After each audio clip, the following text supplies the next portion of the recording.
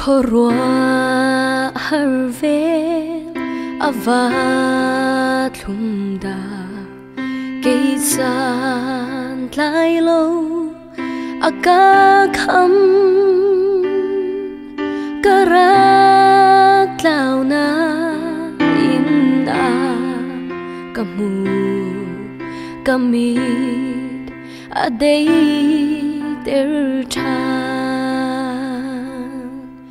sural nika phana kalo chỉ nak vial te an lo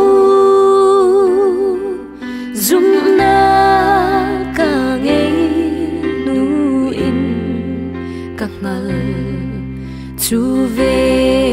la sum loi zia chik chi na cha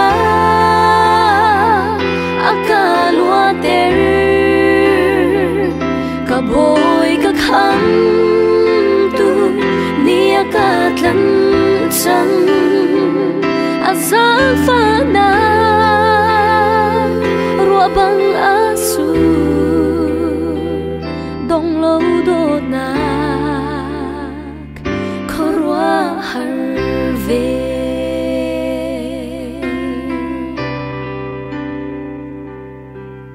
chỉ phan ok le har na phun ki ton bu in ka ra chang chu ve ni chun kan na ngam ter in aka shwai lai chik chi na cha akalwa ter ka boy ka kham tu nia ka tlan sang azang fa na rua bang asu dong lo do na khorwa har ve chik chi na cha akalwa ter ka boy ka kham tu nia ka tlan sang azang fa na rua bang asu dong lo do na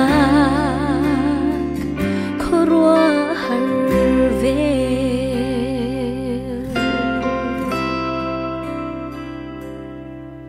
dung zal mun nuan kan nu chung ni bang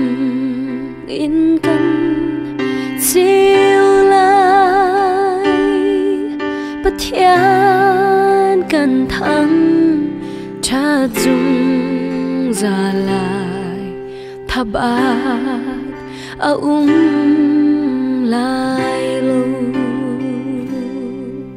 thabat a lai lo thabat a